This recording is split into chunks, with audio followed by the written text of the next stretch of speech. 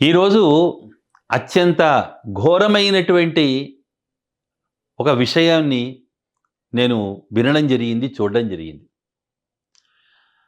అంటే ఈరోజు మన సమాజము, సభ్య సమాజము ఏ వైపు వెళుతున్నది? తలదించుకునే పరిస్థితిలో నుంచి అసలు పడి చచ్చిపోదామా? ఆత్మహత్య చేసుకునేటువంటి ఆత్మహత్య సదృశంగా వెళ్ళిపోతున్నది సమాజం. తిరుపతి క్షేత్రంలో ఎంతో అద్భుతమైనటువంటి దేవభాష, సంస్కృత భాష.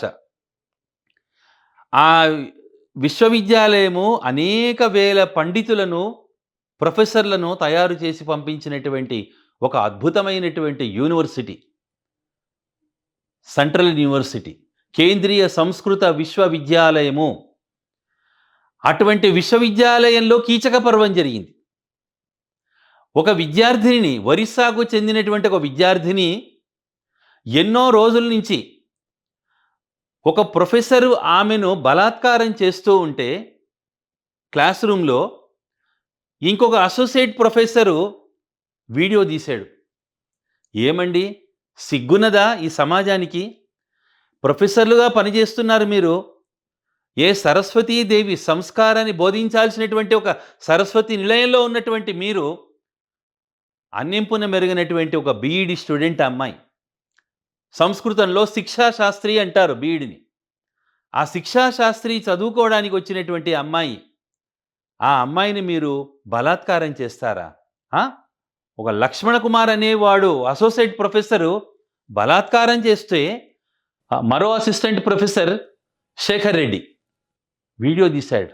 అంటే ఇంత దౌర్భాగ్యమైన పరిస్థితిలో, అంటే కీచక పర్వానికి ఒక స్కూలు, కాన్వెంటు, హై స్కూలు, అలాగే విశ్వవిద్యాలయము, నడి బజారు, వయస్సుతో సంబంధం లేదా? ఆడవాళ్ళకిదా? ఎత్ర నార్యంతు పూజ్యంతే తత్ర రమంతే దేవతాహ అన్నారు పండితులు. ఆర్యోక్తి అది. ఆడవాళ్ళను గౌరవించడంలో భారతదేశానికి మించిన దేశం లేదండి. ఎందుకంటే భరతమాత అంటున్నాం మనం, తులసీమాత అంటున్నాము, గోమాత అంటున్నాము, గంగామాత అంటున్నాము. వేదం ఏం చెబుతుంది? మాతృవత్ పరధారేషు, ఇతరుడి భార్య నీకు తల్లితో సమానం అంటుంది. మళ్ళీ ఇంత గొప్ప సంస్కృత వాక్యాల్ని, సంస్కృత భాషను, సంస్కృత వాంగ్మయాన్ని బోధించేటువంటి సంస్కృత విశ్వవిద్యాలయంలోనే ఒక అమ్మాయికి రక్షణ లేకపోతే ఇంకా దేశంలో ఎక్కడ ఉంటుండండి రక్షణ? దేవాలయాలు కాదు, యూనివర్సిటీలు కాదు, స్కూళ్ళు కాదు, నడి బజార్లు కాదు, సినిమా థియేటర్లు కాదు, ఎక్కడైనా సరే ఆడదానికి రక్షణ ఉందండి? గాంధీ గారు ఏమన్నారు? ఆడది అర్ధరాత్రి నిర్భయంగా తిరిగేటువంటి రామరాజ్యం కావాలి నాకు అన్నాడు. మళ్ళీ ఏది? అది మాటల్లోనే ఉంది కానీ చేతల్లో కనిపించటం లేదు. ఎన్ని సంఘటనలు జరగటం లేదండి. అంటే సమాజంలో ఎన్నో కేంద్రాల్లో సంఘటనలు జరుగుతూ ఉన్నాయి. కానీ ఈ లుచ్చాలు, ఈ లఫంగాలు, మానవత్వానికి తలవంపు తెచ్చేటువంటి వాళ్ళు, ఒక సంస్కృత భాష, దేవభాషను బోధించేటువంటి ఒక పవిత్రమైనటువంటి క్షేత్రాన్ని, పవిత్రమైనటువంటి క్షేత్రంలో ఉన్నది, పవిత్రమైన విశ్వవిద్యాలయం అది. నేను ఆ యాజమాన్యానికి మా ఛానల్ తరఫున, ప్రజల తరఫున, సంస్కృత విద్యార్థుల తరఫున వాళ్ళని రిక్వెస్ట్ చేస్తున్నాను. ఇమీడియట్గా వాళ్ళ మీద చర్య తీసుకోవాలి. వాళ్ళ ఉద్యోగాల్ని ఊడగొట్టాలి. ఇంకా దీని వెనక ఇంకెవరెవరున్నారు? ఇంకా ఎన్నెన్ని రోజుల నుంచి ఎవరెవరి కార్యక్రమాలు జరుగుతున్నాయి? అసలు ఈ కార్యక్రమం కంటే ముందు ఇంకా ఎంతమంది ఆడపిల్లలు ఇబ్బందులు పడుతూ ఉన్నారు?